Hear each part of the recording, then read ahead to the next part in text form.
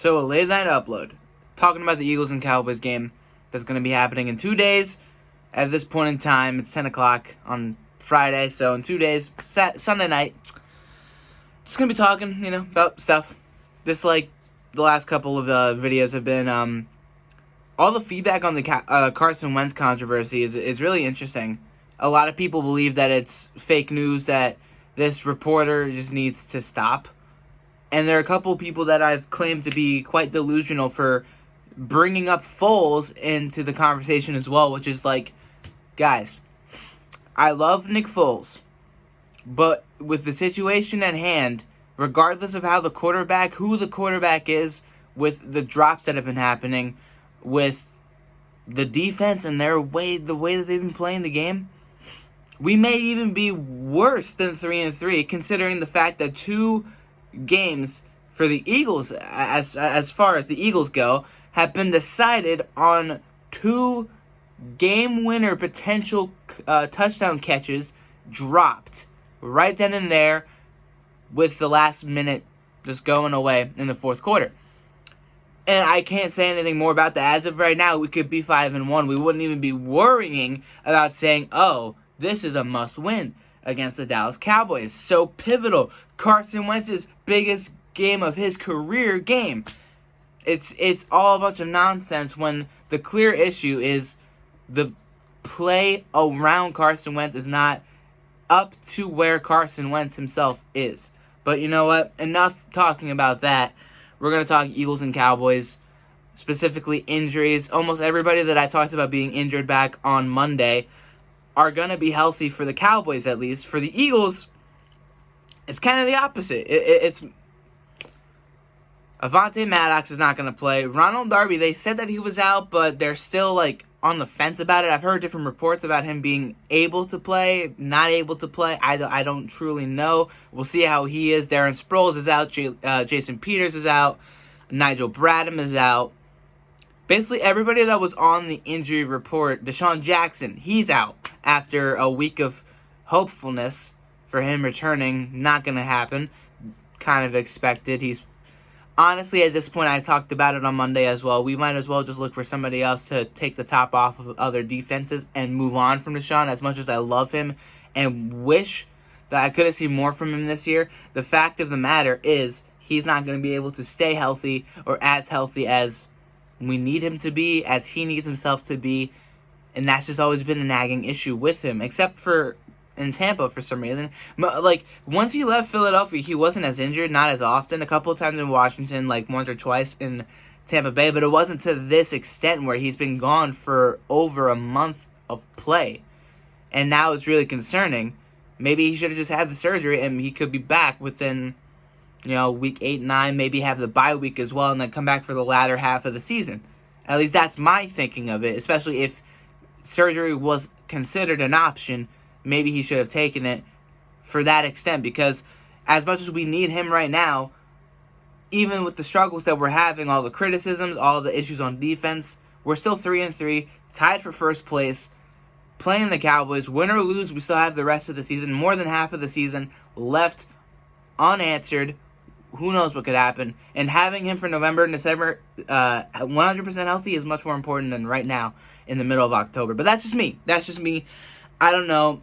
And of course, just all the things with not getting Jalen Ramsey or Marcus Peters or any other corner that could benefit this team, as opposed to Douglas and Sidney Jones, who have really shown that 2017's draft class, even Derek Barnett as well, on defense, has not lived up to the potential.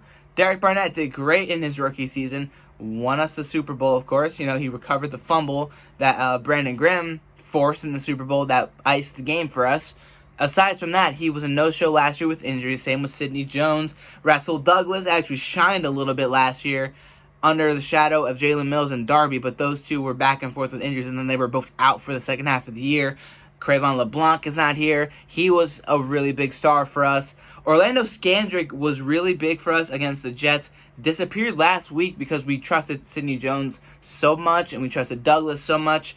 And then we brought in Craig James, who was in for the Packers game, made a really big play there on the goal line stand and everything. I mean, there are a lot of different variables with this Eagles and Cowboys game that I can see the Eagles winning, especially if the offense really shows up. If we don't see that many drop passes, if the offense as a whole clicks, the game plan is simplified. I'll say that. If whoever the anonymous Eagles player was, I'll agree with him on one simple thing.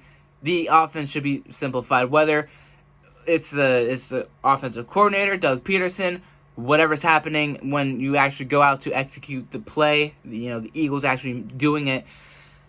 I mean, it comes to the point where you have to make it a lot easier for Wentz to get the ball out, whether it's quicker or whether it's to give his wide receivers more of a chance, because Wentz, in my eyes, again, he's played the game a lot safer to the vest, a lot closer to the vest, I should say, whereas he hasn't thrown many picks, he hasn't put the ball on the ground, hasn't fumbled at all. He hasn't taken that many hits. He's taken a couple hits, most of them against the Jets, really, but other than that, he hasn't taken many hits. And he's not forcing anything. He's extending plays, not looking to run, but looking to throw, finding somebody, hopefully they would get open, and then once they get open, catch the ball, I don't see any issues with Carson Wentz's play, and trying to criticize him, again, on yesterday's topic, headed into this game, not the best idea, especially with the stakes as of right now. The stakes are high. First place, heading into Week 7, heading into the midway point of the season and beyond. This is kind of a really big game for both these two teams, and both are injured, but the Cowboys are getting people back. The Eagles, they're getting Jalen Mills back. That's a big thing. Jalen Mills confirmed himself today that he will be starting against the Dallas Cowboys. That's something that's big, not because he's an amazing corner, but because he's better than what we have as of right now. Douglas and Jones, Maddox being out. Maddox, with Mills coming back, hopefully Maddox can come back as well. And once he does, he can go back to the slot. Ronald Darby can come back. We can have the original trio at corner with Mills, Douglas. Of course, we're missing, Robinson and everything. But regardless, having the main two guys back and then everybody else in the slot, covering the 5th and 6th receiver and everything like that, that's key as well. So this game is really going to be decided early, I feel. I feel like this is the game that either the Eagles offensively get rolling quicker than they have been all season, and if they don't, then they're going to get left in the dust just like they did against the Vikings. So whether the offense can be consistent throughout all 4 quarters, at least score a touchdown in each quarter, that'd be great. If not, then the defense really needs to step up and prove to me that they can actually play and that they are worthy of, being a starting defense, because Jim Schwartz is working with what he's got, and it's not a lot. And we've seen some good things, we've seen some bad things, some really bad things, and now it's at the point where I need to see something really good, especially in this matchup. As far as picks goes, I'll go with the Eagles just because I feel obligated to. And also because I'm an optimistic fan, okay? There was one point in time last season where I wasn't optimistic, and I hated myself afterwards, considering the run we went on. This year, I'm not going to let that optimism disappear. I'm not going to let that go away. I'm going to really stay true to myself and believe in this team, because that's all I ever do, regardless of how foolish that may sound, especially given the circumstance, injuries, or whatever. Anything, really. I'll give the Eagles the edge in this game. My father said it best. He thinks it's like a 2-point game, 30-28. I'll give it like 34-33. It'll be like a really extremely close, especially in the second half, very high-powered, just aggressive, very, very physical game. And may the best team win.